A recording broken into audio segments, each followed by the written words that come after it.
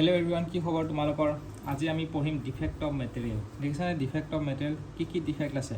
আমাৰ ডিফেক্ট পইণ্টৰ পৰা ষ্টাৰ্ট হ'ব। পইণ্ট ডিফেক্ট, পইণ্টৰ পিছত লাইন আহিব, লাইন ডিফেক্ট আছে, সাৰফেস ডিফেক্ট আছে, ভলিউম ডিফেক্ট। সবতকৈ বেছি ডিফেক্ট আমাৰ ক'ত থাকে? পইণ্ট ডিফেক্টত থাকে। কি ডিফেক্ট থাকে? এটা ভেকেন্সি ডিফেক্ট, এটা হ'ল ইম্পিউৰিটি ডিফেক্ট, এটা হ'ল ইণ্টাৰষ্টিচিয়েল ডিফেক্ট, এটা হ'ল ফ্ৰেংকেল ডিফেক্ট আৰু এটা হ'ল স্কটকি ডিফেক্ট।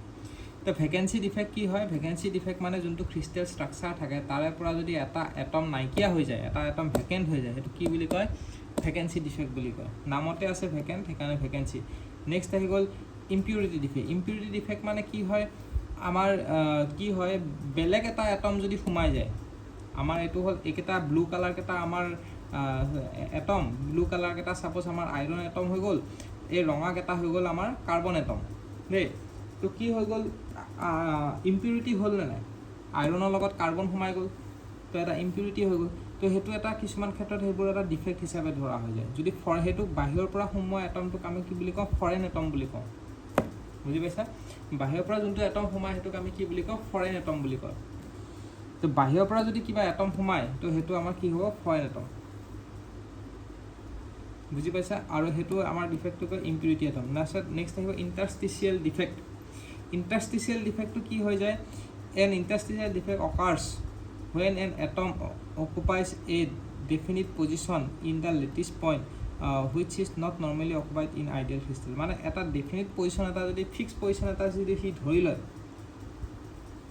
দেই, when an atom occupies a definite position মানে এটা atom বাহিৰৰ পৰা আহি যদি fixed position সি যদি ধৰি লয়, এইকেইটাও হয় কিন্তু এইকেইটাৰ একো fixed position নাই, সেইটো হ'ল impurity.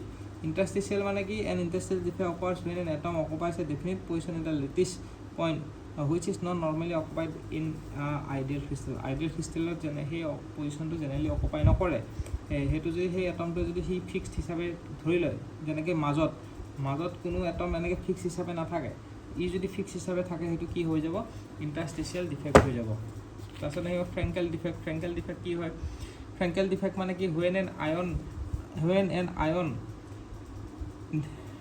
Displace from regular location, ion এটা যদি ৰেগুলাৰ লোকেশনৰ পৰা ডিসপ্লেস হৈ যায় in crystal lattice to an interstitial location in a crystal lattice, the ion crystal have two defined types of ion which are known as cation and anion are small ions which can easily displace into the void in ionic solid. মানে কি হয়?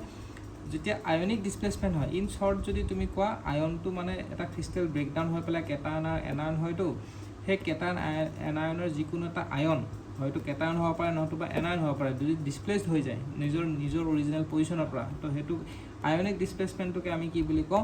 ফ্ৰেংকেল defect বুলি কওঁ। বুজি পাইছা? সেইকেইটা ডিফেক্টে আছে আমাৰ হেৰি। আৰু এটা আছে ইফেক্ট অফ পইণ্ট ডিফেক্ট। কি point effect of point defect. Point ডিফেক্টৰ ইফেক্ট কি হ'ব পাৰে? যদি ডিফেক্ট হয় তেতিয়া strength and hardness can be in or is due to lattice dislocation. মানে ষ্ট্ৰেংথটো ইনক্ৰিজ হ'ব পাৰে, ষ্ট্ৰেংথ আৰু হাৰ্ডনেছটো ইনক্ৰিজ হ'ব পাৰে। যেনেকৈ ইয়াতে তোমাৰ এই এক্সাম্পলটো ইম্পিউৰিটি ডিফেক্ট, যদি কাৰ্বনৰ লগত যদি আইৰণৰ লগত যদি কাৰ্বন সোমাই যায় তো আমাৰ হাৰ্ডনেছটো ইনক্ৰিজ হয় নহয়, তো এই ডিফেক্টটো আমাৰ কাৰণে ভাল হৈ গ'ল, তো সেই প্লাছ পইণ্ট হিচাপে কাম কৰিলে, সেইটো কথা কৈছে মানে।